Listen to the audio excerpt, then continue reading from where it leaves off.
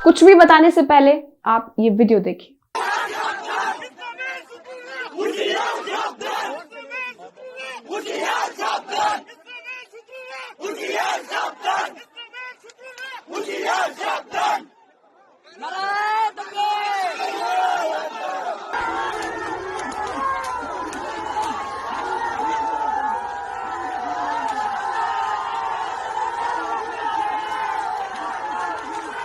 ये घटना है 20 दिसंबर 2025 की, जब बांग्लादेश के मेमनसिंह जिले में एक हिंदू युवक जिनका नाम दीपू चंद्र दास था, उन्हें भीड़ ने पीट पीट कर मार डाला।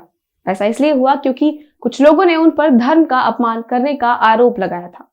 भीड़ ने उनसे बहुत मारपीट की और फिर उसके शव को पेड़ से बांधकर जला दिया। ये घटना देश में और बांग्लादेश के बाहर भी बहुत चर्चा में आई। इससे पहले 18 दिसंबर को ढाका में एक और गंभीर घटना हुई थी। राजनीतिक और छात्र नेता शरीफ उस्मान हादी को नकाबपोश हमलावरों ने गोली मारी थी। हादी शेख हसीना सरकार के विरोधी मंच के प्रमुख सदस्य थे। फरवरी 2026 में होने वाले चुनाव में वो हिस्सा लेने वाले उम्मीदवार भी थे। गोली लगने के बाद उन्हें तुरंत गंभीर हालत में सिंगापुर के अस्पताल में भर्ती कराया गया, लेकिन इलाज के दौरान उनकी मौत हो गई। हादी की हत्या के बाद पूरे देश में राजनीतिक तनाव और हिंसा बढ़ गई थी। ढाका समेत कई शहरों में लोग सड़कों पर उतर आए। प्रदर्शनकारियों ने भारतीय उच्चायोग के सामने भारत विरोधी नारे लगाए। साथ ही कई बड़े समाचार पत्रों के दफ्तरों द डेली स्टार और प्रोथोम आलो में आग लगा दी गई और तोड़फोड़ भी की गई। इस वजह से पुलिस और सुरक्षा बलों को सक्रिय किया गया ताकि स्थिति को नियंत्रण में रखा जा सके। दीपू चंद्र दास की हत्या और हादी की मौत ने बांग्लादेश में अल्पसंख्यकों और राजनीतिक असहमति के बीच बढ़ते तनाव को दिखाया है। सरकार के मुख्य सलाहकार मोहम्मद यूनुस ने अमेरिका के दक्षिण और मध्य एशिया के विशेष दूत से बात की। उन्होंने भरोसा दिलाया कि चुनाव समय पर होंगे और हालात नियंत्रण में है। पुलिस ने हादी की हत्या में शामिल 2 मुख्य आरोपियों फैसल करीम मसूद और मोहम्मद आलमगीर शेख की पहचान की। इसके अलावा कुल 13 लोगों को गिरफ्तार किया गया है। इनमें आरोपियों के परिवार और उनके सहयोगी भी शामिल थे। मीडिया रिपोर्ट्स के अनुसार कुछ आरोपी भारत भाग गए थे, लेकिन इसकी पुष्टि नहीं हो पाई है। पुलिस ने मामले की जांच जारी रखी है और आरोपियों पर नजर भी रखी है।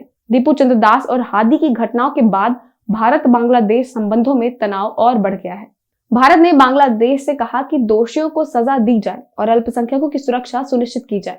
जवाब में बांग्लादेश ने अस्थायी रूप से भारत में अपनी वीजा सेवाएं बंद कर दी हैं। इससे दोनों देशों के बीच राजनीतिक और कूटनीतिक तनाव और बढ़ गया है। भारत के कई शहरों में बांग्लादेश विरोध प्रदर्शन हुए। दिल्ली, कोलकाता, हैदराबाद, पटना और अन्य जगहों पर लोग बांग्लादेश उच्चायोग के बाहर जमा हुए। उन्होंने अल्पसंख्यकों की सुरक्षा की मांग की है और मोहम्मद यूनुस का पुतला फूका। विश्व हिंदू परिषद और अन्य संगठन भी हिंसा की कड़ी निंदा कर रहे हैं। विश्लेषकों का कहना है कि हादी और दीपू की घटनाओं में भारत बांग्लादेश संबंधों को और जटिल बना दिया है। आने वाले चुनाव और राजनीतिक बदलाव के बाद ही ये साफ होगा कि दोनों देशों के रिश्ते कैसे होंगे। बांग्लादेश में हाल की घटनाएं दिखाती हैं कि अल्पसंख्यकों की सुरक्षा अब बहुत बड़ा मुद्दा बन गया है। सरकार समर्थित हिंसक समूह और राजनीतिक अस्थिरता के बीच मीडिया पर भी हमला हुआ। ढाका में कई समाचार पत्रों और मीडिया दफ्तरों को नुकसान पहुंचाया गया। इससे ये साफ हो गया है कि हिंसा केवल आम लोगों तक सीमित नहीं है।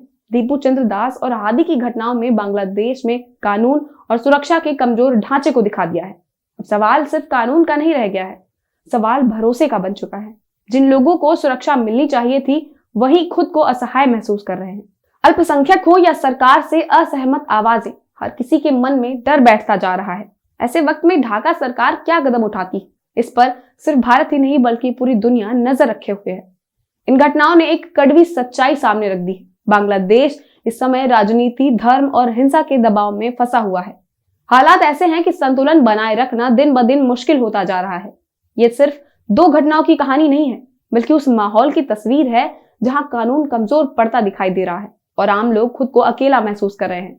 जब न्याय देर से आता है या नजर ही नहीं आता, तो समाज में डर अपने आप जगह बना लेता है और यही डर सबसे बड़ा खतरा बन जाता है।